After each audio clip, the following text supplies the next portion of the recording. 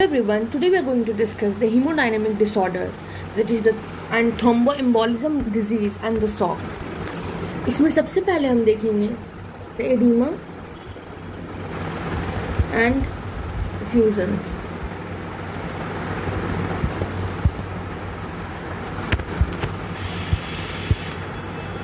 So here we will discuss कि disorders मतलब basically oedema and effusion क्या होता है. तो वो डिसऑर्डर जो कि परट्यूब करता हो, द रॉबिन-सिटन परट्यूब, द कार्डियोवैस्कुलर, रीनल और हिपैटिक फंक्शन, ठीक है ना. परट्यूब करना मतलब क्या होता है कि परेशान करना, ठीक है ना. वो डिसऑर्डर जो कि कार्डियोवैस्कुलर सिस्टम को, रीनल को, हिपैटिक फंक्शंस को डिस्टर्ब करता है और जिससे क्या होता है there is marked increase of there is marked by accumulation of fluid in tissue. This is called edema and or the body cavity, that is the effusion. Normally क्या होता है कि सब जानते हैं कि जो वेस्कुलर हाइड्रोस्टैटिक प्रेशर होता है जो कि वाटर और सॉल्ट को कैपिलरीज के बाहर फेंकता है, ठीक है, वो बैलेंस किससे हो जाता है? प्लाज्मा कोलॉइड ऑस्मोटिक प्रेशर से, जिसकी टेंडेंसी होती है कि वाटर और सॉल्ट को बेसिस में मतलब पुल करने का, ठीक है. वो हाइड्रोस्टैटिक प्रेशर बाहर फेंका जाता है और जो प्लाज्मा कोलॉइड ऑस्मोटिक प्रेशर है वो अंदर करना चाहता है, ठीक है ना. इससे क्या होता है कि बहुत कम मूवमेंट होता है, ठीक है ना, वाटर की, सॉल्ट का, फ्लूइड का इंटरस्टिशियम में.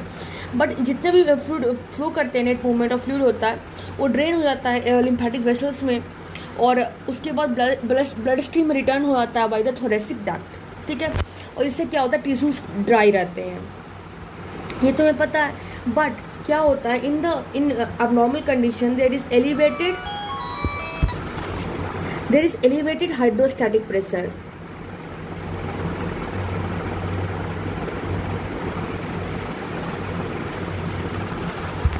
या फिर there is diminished colloidal pressure. तो ये क्या करता है? दैट डिस्टर्ब्स दिस बैलेंस, ये बैलेंस को बिगाड़ देता है, ठीक है ना. एंड जिससे क्या होता है that result in increased movement of fluid out of vessels. उसके बाद क्या होता है अगर मतलब कि फ्लूइड मूवमेंट, ठीक है ना, अब जैसे डिस्टर्ब कर दिया बैलेंस को, जो कि रिजल्ट कर देता है increase movement of fluid out of the vessel. अब जब there is increase fluid of vessel, जब मूवमेंट बढ़ जाता है तो वहाँ फ्लूइड एक्यूमुलेट कर जाता है. अब इसमें क्या हो जाएगा कि the fluid will accumulate and जिससे क्या हो जाएगा एडिमा हो जाएगा, ठीक है. ये एडिमा हो गया. और अगर यही चीज अगर सिरोसल सरफेस में, if this thing is in the serosal surface is involve, तो इससे क्या होता है तो फ्लूइड कहाँ पे? Fluid accumulate within the body cavity, और इसको हम लोग बोलते हैं effusion. This is called as effusion. Okay, अब ये तो हम समझ गए कि एक होता है एडिमा, एक होता है इफ्यूजन. और जो एडिमा और इफ्यूजन दोनों होता है ना, यहाँ पे हम लिख देते हैं कि जो एडिमा फ्लूइड होता है, जो oedema fluid as well as effusion, this may be inflammatory and this may be non inflammatory, ठीक है. दो चीज होते हैं, इन्फ्लामेटरी भी हो सकता है और नॉन इन्फ्लामेटरी भी. अब इसके बाद हम देखते हैं कि जो इसमें एक वर्ड आता है कि अगर प्रोटीन रिच एक्सक्यूडेट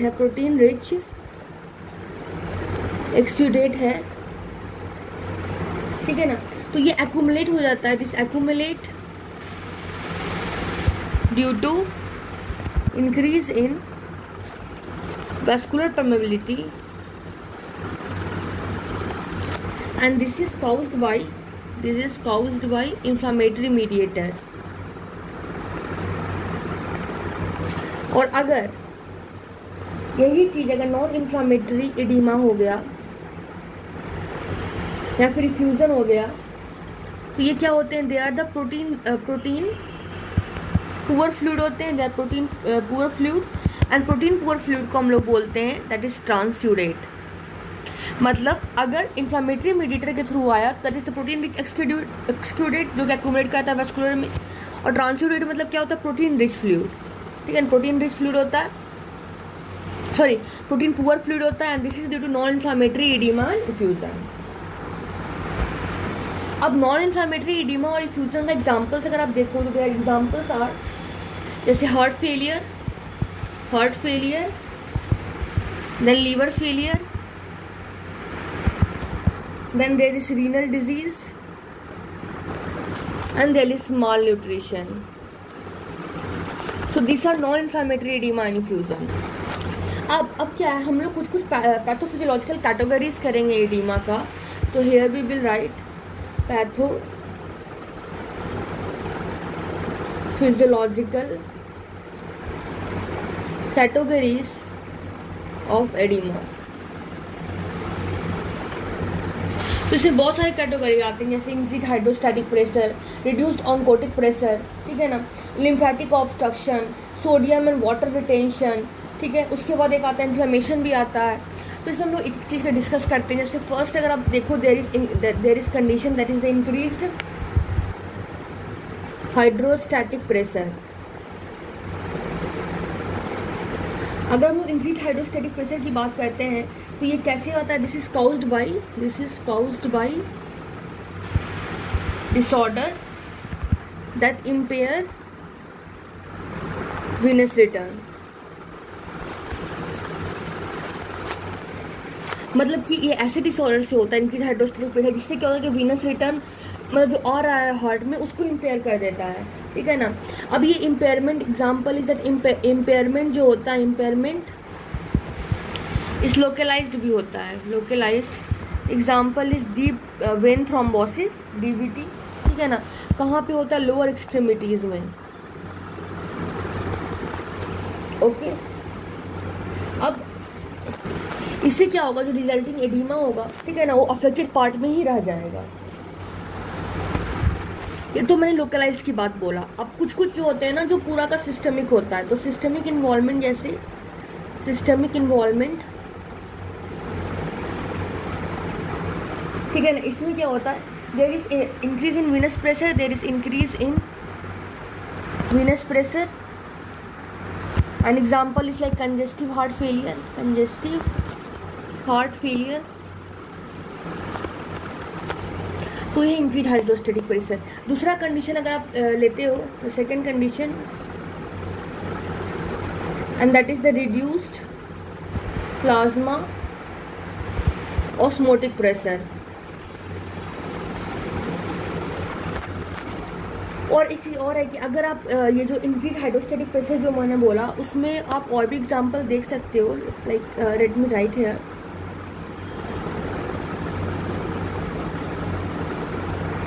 ठीक है ना, तो here we are going to write some of the examples, ठीक है ना, किसमें there is increase in hydrostatic pressure.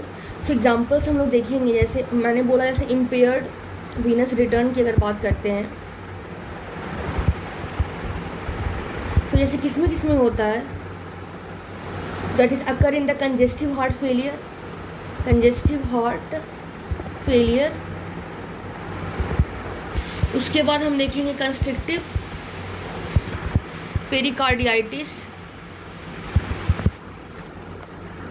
ठीक है, पेरिकार्डियाइटिस, और उसके बारे में डिटेल्स में हम आगे देखेंगे। देन एस्काइटिस, ठीक है, लिवर सिरोसिस में जैसे होता है, लिवर सिरोसिस में हो जाते हैं जैसे। उसके बाद वीनस ऑब्स्ट्रक्शन, या फिर उसको हम लोग कंप्रेशन भी बोल सकते हैं, ठीक है। उसके बाद थ्रोम्बोसिस भी हो सकता है। देन लोअर एक्सट्रीमिटी इनएक्टिविटी, ठीक है, ये हो गया इम्पेयर्ड वीनस रिटर्न। फिर अगर आप और भी एग्जाम्पल देखते हो तो जैसे एक आता है दैट इज द आर्टेरियो डायलेशन, जैसे एग्जाम्पल एग्जाम्पल अगर आप देखोगे तो हार्ट में, ठीक है, फिर न्यूरो ह्यूमरल डिसरेगुलेशन में, ये सब में। और अगर हम लोग देखेंगे रिड्यूस ऑन्कोटिक प्रेशर की अगर बात करते हैं, ठीक है ना, ये तो हम समझ गए ना। अब रिड्यूस्ड ऑन्कोटिक अगर हार्ट प्रेशर की बात करते हो तो ये किस में होता है, ये मतलब इसका मतलब पहले क्या होता है। तो दिस मीन्स अगर आप नॉर्मल सर्कमस्टांस में देखते हो तो नॉर्मल कंडीशन में क्या होता है, नॉर्मल कंडीशन में जो एल्ब्यूमिन होता है, albumin that account for half of the total protein, half of total plasma protein,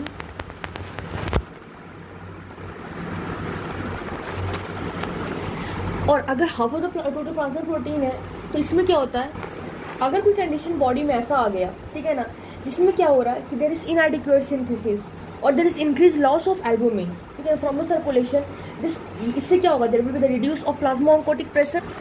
तो let me write here that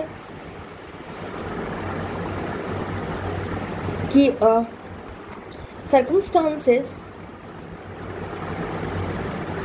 that leading to inadequate synthesis या फिर increase loss of albumin from circulation and this cause they reduced in plasma oncotic pressure.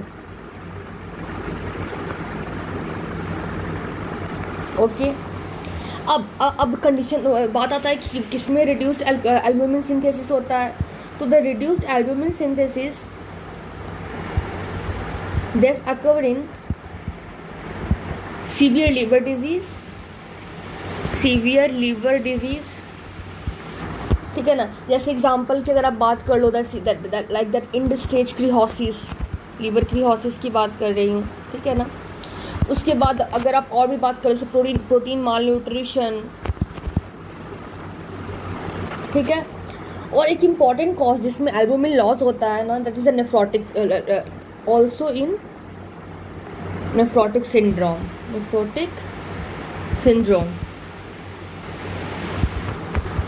अब nephrotic syndrome में क्या होगा, albumin leak होगा urine में और कैपिलरीज उससे निकल के आ जाएगा प्रोटीन, ठीक है।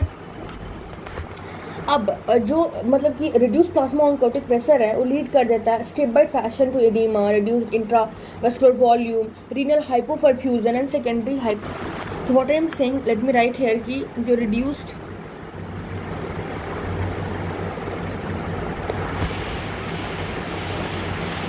ऑन्कोटिक प्रेशर होता है, ठीक है ना, ये क्या करता है, this lead in stepwise fashion to oedema, reduced intravascular volume, renal hypoperfusion and secondary hyperaldosteronism. अब थर्ड कंडीशन हम देखेंगे कि that is the sodium and water retention.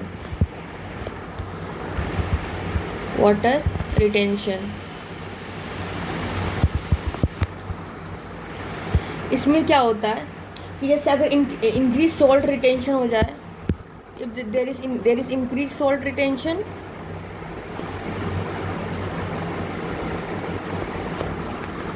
अगर salt retention होता है तो क्या होता है, there is obligate retention of water, और जिससे क्या होता है, cause both increase hydrostatic pressure, ठीक है, and decrease vascular colloidal osmotic pressure, ठीक है। ये तो होता है सॉल्ट एंड वाटर रिटेंशन का, रिटेंशन मतलब इसमें होता है, बट होता कब है, ठीक है ना। तो सॉल्ट रिटेंशन जब बोलता है it occur when the renal function is compromised.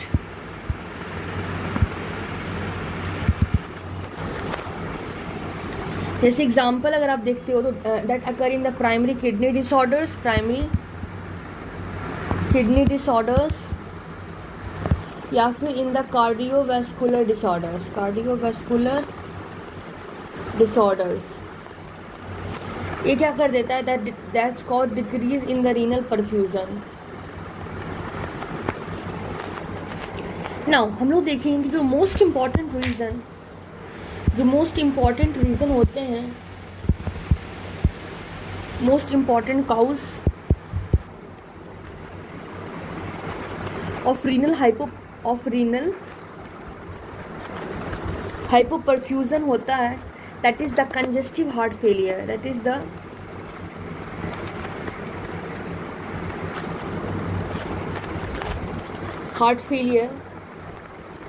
ठीक है। अब इसमें क्या होता है कि हाइपोप्रोटीनीमिया हो जाता है, ठीक है। इससे क्या होता है, देयर इज एक्टिवेशन ऑफ रास, ठीक है। तो हमने क्या समझा कि जो अर्ली हार्ट फेलियर होता है,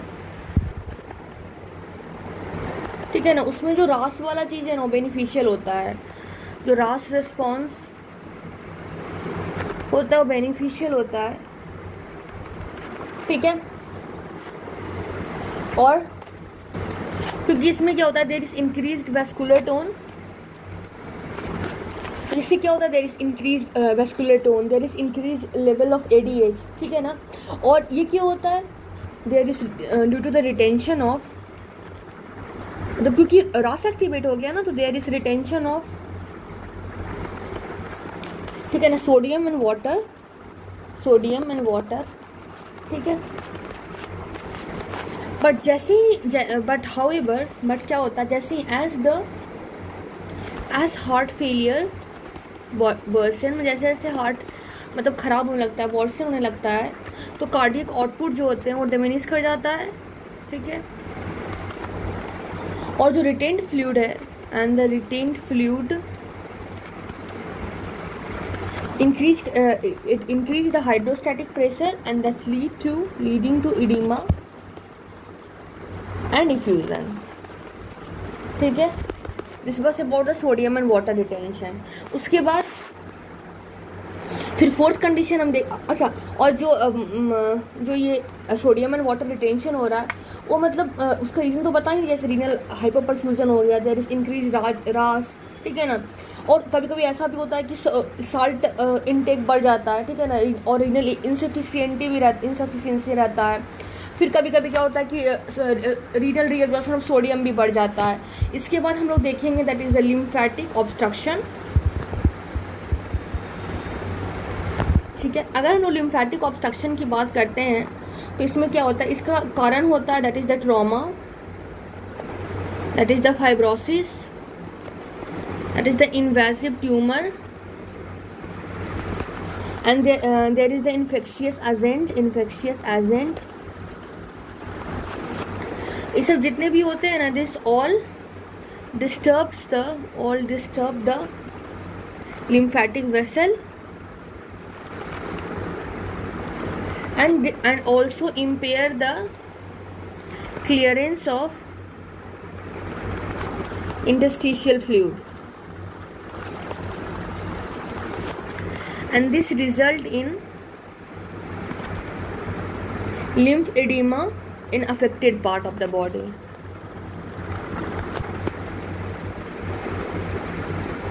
तो क्या हो गया, there is trauma, there is fibrosis, there is invasive tumour, there is infectious agent, ठीक है। ये जितने भी होते हैं सब डिस्टर्ब कर देते हैं लिम्फेटिक वेसल को, और जिससे क्या होता है, इंटरस्टिशियल फ्लूइड का जो क्लियरेंस है वो इम्पेयर कर जाता है, जिससे क्या होता है कि लिम्फ एडिमा हो जाता है affected part of the body में। अगर आप एग्जाम्पल की बात करते हो, the example is seen in parasitic filariasis, ठीक, किसी में दिखता है, पैरासिटिक फिलिरासिस में दिखता है। इसमें क्या होता है, जो ऑर्गेनिज्म होता है वो उसका इंड्यूस हो जाता है, that is obstructive fibrosis of lymphatic vessels, channels and lymph node, जिससे क्या होता है, there is oedema of external genitalia और लोअर लिम्ब, ठीक है ना, जिससे कि क्या होता है, एलिफेंटियासिस हो जाता है। तो ये हो गया पैरासिटिक फिलिरासिस हो जाता है, जिसके कारण जो ऑर्गेनिज्म होता है induce, organism induce obstructive fibrosis, किसका, ऑफ लिम्फेटिक वेसल और लिम्फ नोड का, ठीक है ना, और जिससे क्या होता है, there is oedema of external genitalia, ठीक है ना, और जिससे क्या होता है, एलिफेंटियासिस हो जाता है, एलिफेंटियासिस हो जाता है। और अगर ये सीवियर हो जाता है, if there is severe oedema of the upper extremity, ठीक है ना, तो इससे क्या होता है, मतलब उसमें भी सर्जिकल रिमूवल, ठीक है ना, ब्रेस्ट का रिमूवल और एक्सिलरी लिम्फ नोड का पेशेंट में, मतलब उसको रिमूव करना पड़ता है, जैसे ब्रेस्ट कैंसर में आप देखते हो, ठीक है, ये चीज़ें हैं। और अगर हम लिम्फेटिक ऑब्स्ट्रक्शन की बात करते हैं तो इन्फ्लेमेटरी भी हो सकता है, न्यूरोप्लास्टिक हो सकता है, ओके। अब अगर आप लोग मॉर्फोलॉजी देखते हो कि जो एडिमा होता है उनके मॉर्फोलॉजी कैसा होता है, तो मॉर्फोलॉजी,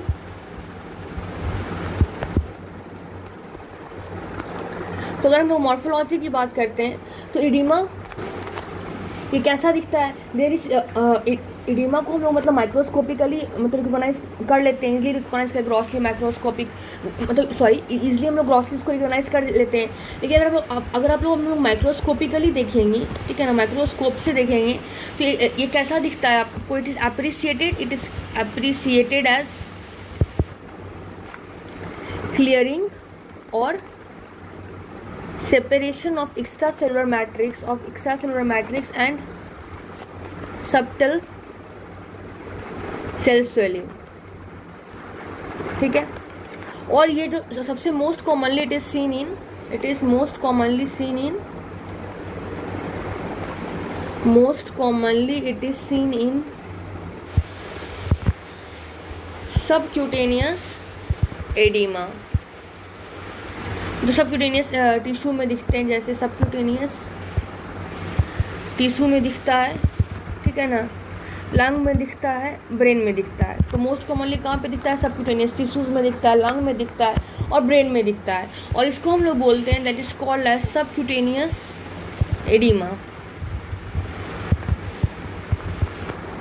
ठीक है ना। और सबक्यूटेनियस जो एडिमा होता है वो डिफ्यूज हो जाता है कहाँ पे, जहाँ पे हाई हाइड्रोस्टेटिक प्रेशर होता है। तो it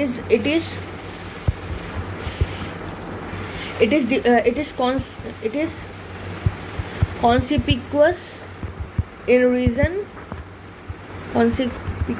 region with high hydrostatic pressure, okay. और ये इन्फ्लुएंस्ड हो जाता है, often influenced by gravity। जैसे अगर आप देखो, जब हम लोग खड़े रहते हैं तो ये पैरों में दिखता है, ठीक है ना, और जब हम लोग बैक या फिर जब सो आते हैं तो सैक्रम पोर्शन में हमें दिखता है। तो it is called as subcutaneous oedema, ठीक है ना। और ये ग्रेविटी से इन्फ्लुएंस हो जाता है, जो कि अपीयर हुआ था लेग में, बोला ना कि मतलब खड़े होने पे, और जब सोते हैं तो सैक्रम में, ठीक है। उसके बाद होता है कि एक हम लोग बोलते हैं dependent oedema. One thing is, ये तो हमने देखा subcutaneous oedema, then there is called as dependent edema।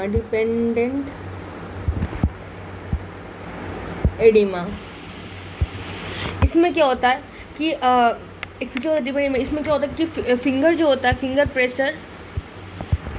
Pressure किस कहाँ पे, over the oedematous subcutaneous tissue, ठीक है ना, ये डिस्प्लेस कर देता है फ्लूइड को। दिस डिस्प्लेसेस द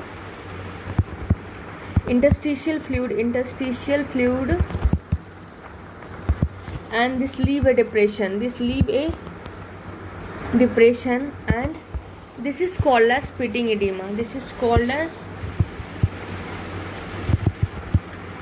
edema, इसके बाद हम देखेंगे कि अगर रीनल डिसफंक्शन के कारण एडिमा हो रहा है, तो if there is renal dysfunction oedema,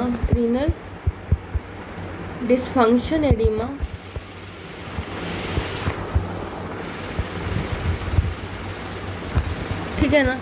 तो इसी कारण क्या होता है, मतलब कि अगर एडिमा रीनल डिसफंक्शन के कारण हुआ तो ये सबसे पहले अपीयर होता है, अपीयर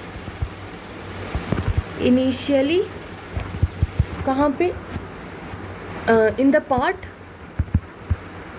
पार्ट ऑफ बॉडी जो जहाँ पे होता है that containing loose connective tissue. जैसे कि एग्जांपल्स अगर आप देख लोगे तो आईलिड में, ठीक है ना, आईलिड में क्या होता है, that is there is periorbital oedema,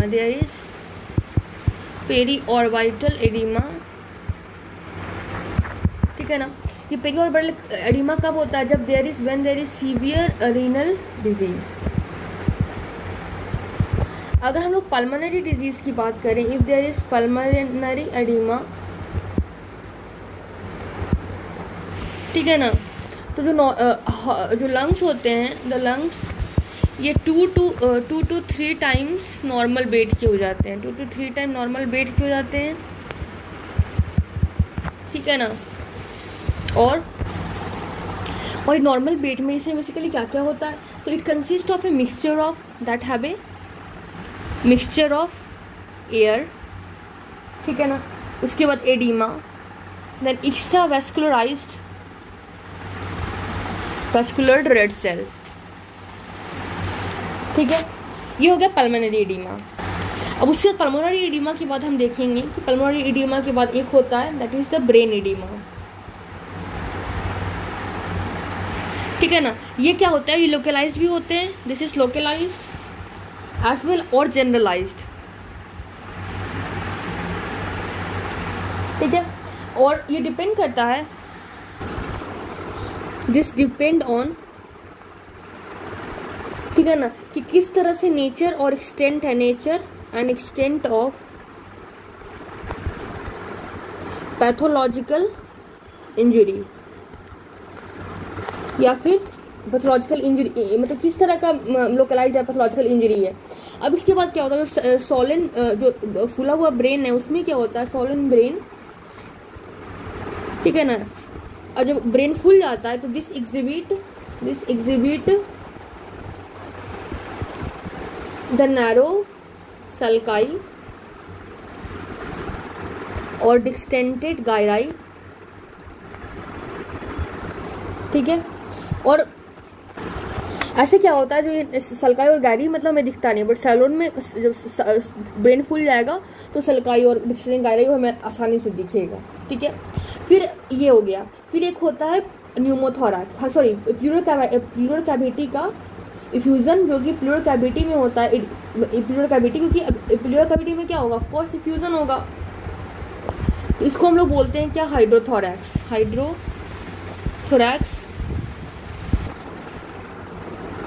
ठीक है। इस एक तो प्लूरल कैविटी में हो गया, दूसरा कहाँ पे हो गया, दूसरा पे कहाँ पे हो जाएगा, दैट इज द पेरिकार्डियल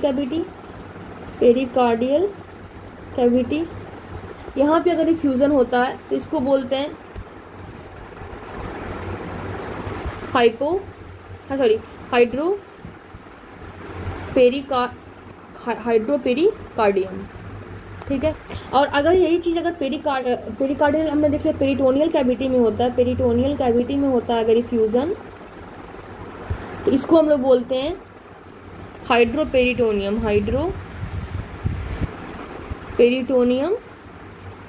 या फिर इसको हम लोग एक और बोलते हैं दैट इज कोलेसिस्टाइटिस, ठीक है।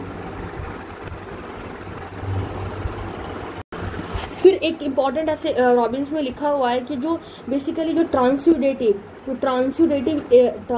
जो इफ्यूजन होते हैं वो कैसे होते हैं, तुमने पहले ही बताया, दैट इज द प्रोटीन में पुअर होते हैं, ठीक है। स्ट्रॉ कलर्ड होता है, ठीक है। लेकिन अगर इसमें एक एक्सेप्शन आता है, देयर इज एक्सेप्शन, ठीक है ना, इसको हम लोग बोलते हैं पेरिटोनियल इफ्यूजन। ये कैसे होता है, this is due to lymphatic blockage, जिसको हम लोग बोलते हैं काइलोस इफ्यूजन, ठीक है ना। और जो लिम्फेटिक ब्लॉकेज के कारण जो होता है वो मिल्की होता है। मिल्की क्यों? Due to presence of lipid absorb by gut, ठीक है। और अगर एक्सक्रीटिव इफ्यूजन की लेकिन बात बोलते हैं तो प्रोटीन रिच होता है और क्लॉडी होता है, क्योंकि वहाँ पे वाइट सेल भी प्रेजेंट होता है। तो दिस वाज द मॉर्फोलॉजी, ठीक है ना। अब हम लोग कुछ क्लिनिकल फीचर्स देखते हैं। So let's look some of the clinical features.